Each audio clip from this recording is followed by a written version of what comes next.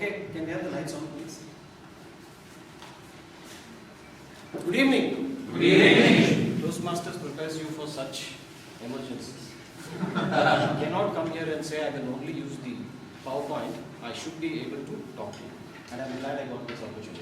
If it comes all right, then maybe we'll go through this. But doesn't matter, I'm going to stick to the script. Daksh Mittal is the culprit who asked me to come here and speak.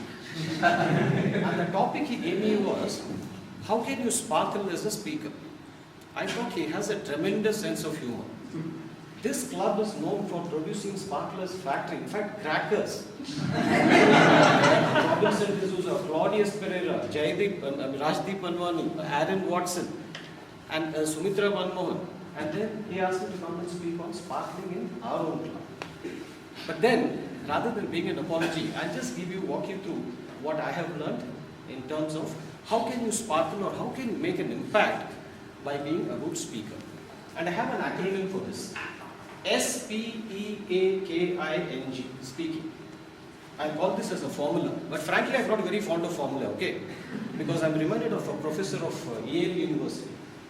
Now, he was addressing a packed audience like this, and he said, I'm going to give you some tips on how to become useful in life. And he said, the acronym, the formula is YALE. He said, Y stands for youth, and went on for 45 minutes. It was supposed to be a 15-minute speech. And then he said, A stands for attitude, and went on for another half an hour. And he came to L and he said, it's for learning. And suddenly, one of the audience said, thank God the speaker did not go to the Massachusetts Institute of Technology. So what a disaster it would have been. But doesn't matter, I'm not going to spend so much time. My simple formula is SPEAKING. What do you think S can stand for? What do you think S should be? Speed. S. Speed. Speed. Sincerity. Speed. Simple. Sincerity. Okay. My formula says scene.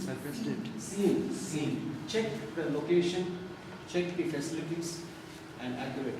And the biggest example is me myself. Whenever you have a presentation, please land up at least 15 minutes before the presentation to avoid such goof-ups. But frankly, I am not to be blamed. That said, you're going to be speaking just after the break. So I thought I'll get those 10 minutes to adjust everything. But then this was a surprise, not an issue. At least this gives me a chance to interact well. So you never know what can go wrong. Please check the location. Please check the facilities and make sure you're there, because I've seen confident presenters who come here and suddenly the PowerPoint doesn't work and then they get flustered because they cannot deliver the speech without a name. And that's the first lesson that I've learned. What do you think P can stand for? Polite. Polite? Poise. Perseverance. Poise? Posture. Posture. Patience. Okay. Presence? Okay. Last month? Yeah? Prepare, okay. Last month, my wife wanted me to go and get my voter's ID. So this is a very important document. I went to the corporation office and the guy asked me, what is your occupation? With all my flourish, I said, corporate trainer. That guy said, corporation nalli tailor.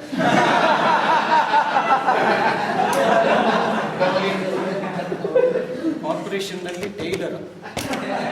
Now, I didn't have to show my English knowledge there, isn't it? If I have to really show my English knowledge, I should come to Bangalore Toastmasters, do a speech on work with words, and have a grammarian like Sumitra Manmohan come and list all my phrases.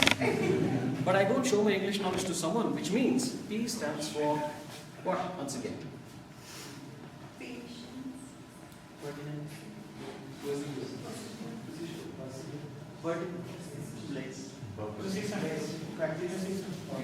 Person. Pardon? Is it coming? Yeah. Yeah, we try. Yeah. No. No, participant. I mean, it means the audience. Now focus on the audience. Now if your speech is not tailor-made for the audience purpose, then the speech is going to be a drastic failure, just like I explained. In fact, one of my repeated, long-standing one-liner about this is, preparing for a speech without the audience in mind is like you writing a love letter to whomsoever it may concern.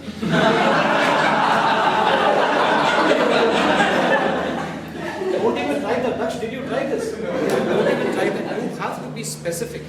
So you have to have the participant in mind and structure your speech so that you make sense to them. And that's why Dr. Abdul J. Kalam is such a good speaker, and he manages to relate to a wide variety of audiences.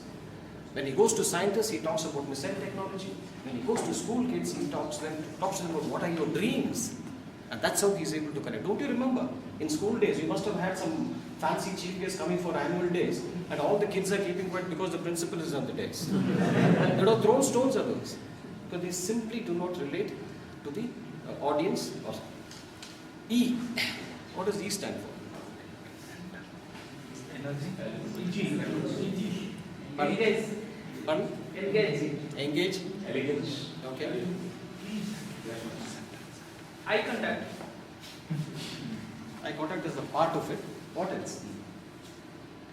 I'm asking because even I forgot. Emotion. No, maybe on the age. English. Okay. What is your end result in the speech? What do you want to achieve? Do you want to? There are 4 ways in which you can deliver a speech: to inform, to instruct, to persuade, or to inspire. Now, most of the times, as business professionals or as we are giving speeches, 60% of the time, we are trying to persuade an audience to accept our point of view. So, depending on that, your speech will also vary. I think it's very, very important for you to prepare well and find out what exactly do you want to do. In ancient Greece, there were 2 speakers, Aeschines and Demosthenes.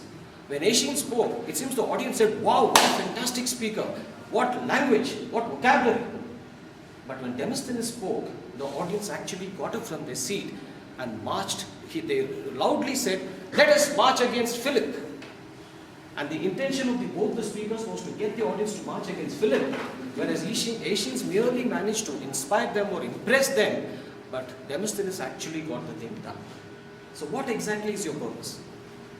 So there's a very famous book on advertising by David Ogilvy, the father of Ogilvy and Mather. In the first 2 paragraphs, he makes this statement, and immediately he says, "When I create an ad, I don't want you guys to think, wow, what a fantastic ad. I want you to find it so interesting, you go and buy the product." Yes or no? So please make sure your speech is structured. And I learned the hard lesson right here in Natla. I had already made some kind of a reputation as a speaker. Project 4, those days it was body language. And I came and gave a very impressive speech on effective decision making. I mean, the script was so good, even I was impressed by it. Amazing word, everything. Audience gave me a thunderous applause, St. Joseph's College. And I got the best speaker ribbon. But my evaluator told me, "You better repeat this project. Because you spoke well, but I did not find any kind of gestures or anything that meets the project guidelines. Operation successful, patient died." I can never forget that feedback. And then, next, I think 3 weeks later, I came and prepared a speech on your first day with a dentist. I had a lot of opportunity to give, light to my gestures.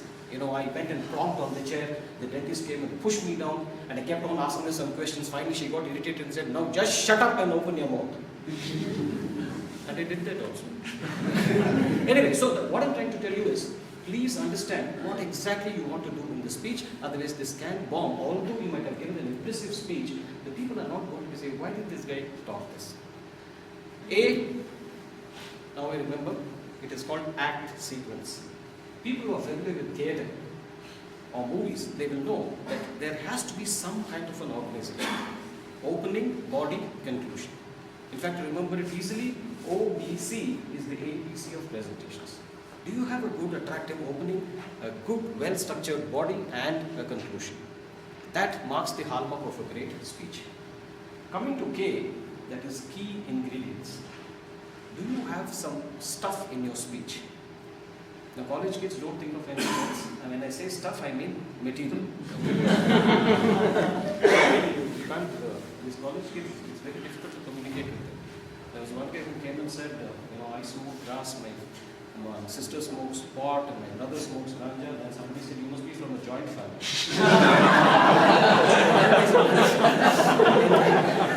Part of the digression. So, I think key ingredients in the sense, there are so many speeches that we hear, there is so much of flamboyance, but there's hardly any content. Way back in the 60s in the US, there was a beef introduced by Wendy's. But the beef was so less that the customer started shouting, "Where's the beef?" So similarly, when you speak, let the audience not ask you, "Where's the beef?" Where's the content? And that is going to be a major setback. If I'm going to be talking to Toastmasters, I will tell you 50%